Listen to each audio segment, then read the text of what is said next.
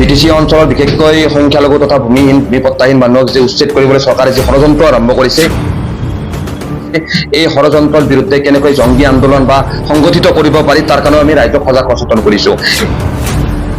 এই যাত্ৰাই বিটিচি অঞ্চলৰ প্ৰতিটো অঞ্চল আমি চুই যাব আৰু প্ৰতি স্তৰৰ জনগণৰ লগত আমি কথা পাতিম। এবিএমচি সংগ্ৰামখন অকল মুছলমানসকলৰ কাৰণে আগবঢ়াই অনা সংগ্ৰাম নহয়, এই সংগ্ৰামখন নতুন দিল্লীলৈকে পুনৰবাৰ সম্প্ৰসাৰিত কৰিবলৈ আমি ইতিমধ্যে আগবাঢ়িছো। প্ৰয়োজনত বিটিচি অঞ্চলৰ সংখ্যালঘু ৰাইজ তথা বিভিন্ন ভূমিহীন ৰাইজৰ ভূমিৰ অধিকাৰত বিচাৰি ওদালগুৰিৰ পৰা কোকৰাঝাৰলৈকে আমি পদযাত্ৰাৰ দৰে কাৰ্যসূচী গ্ৰহণ কৰিবলৈ ইতিমধ্যে এবিএমচি প্ৰস্তুত হৈছে।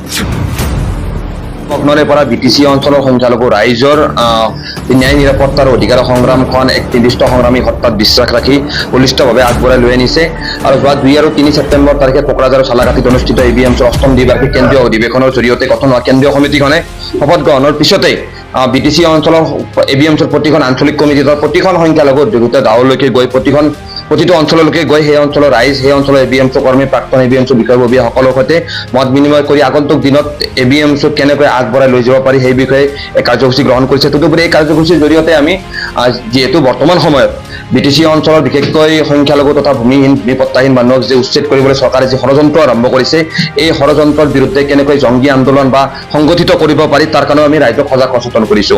এই যাত্ৰা আমাৰ বিজনী জিলা সমিতিৰ পৰা আৰম্ভ হৈছিলে। আমি যোৱা এদিন পূৰ্বে আমি ওদালগুৰি জিলা সমিতি পৰিভ্ৰমণ কৰিছো, আজি শালবাৰী জিলা সমিতি পৰিভ্ৰমণ কৰিছো আৰু এই যাত্ৰাই বিটিচি অঞ্চলৰ প্ৰতিটো অঞ্চল আমি চুই যাব আৰু প্ৰতি স্তৰৰ জনগণৰ লগত আমি কথা পাতিম, সমাজৰ শেষজন ব্যক্তিৰ লগতে আমি কথা পাতিম। আমাৰ কথা এটাই যে এবিএমচিৰ যিখন সংগ্ৰাম বিটিচি অঞ্চলৰ জাতি, ধৰ্ম, বৰ্ণ, ভাষা নিৰ্বিশেষে নিষ্পেষিত শোষিত জনতাৰ ন্যায় নিৰাপত্তাৰ কাৰণে আগবঢ়াই আনিছে, এই সংগ্ৰামখনত আমি প্ৰতিটো জাতি জনগোষ্ঠীৰ প্ৰতিজন ব্যক্তিক আমি ইয়াত জড়িত কৰিব বিচাৰিছো।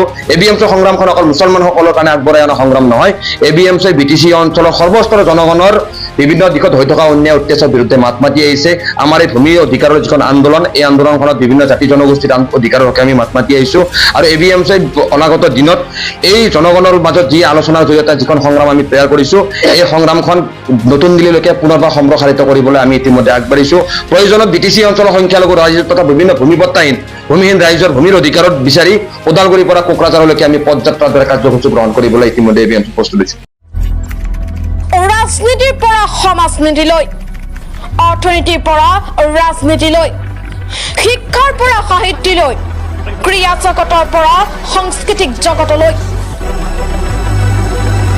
কৃষিৰ পৰা বিজ্ঞানলৈ, স্থানীয় খবৰৰ পৰা দেশ বিদেশৰ খবৰলৈ, এতিয়া সকলো আপোনাৰ হাতৰ মুঠিত। এক নতুন ৰূপত আহি আছে পাব্লিক টক্স 24 নৰ্থ ইষ্ট।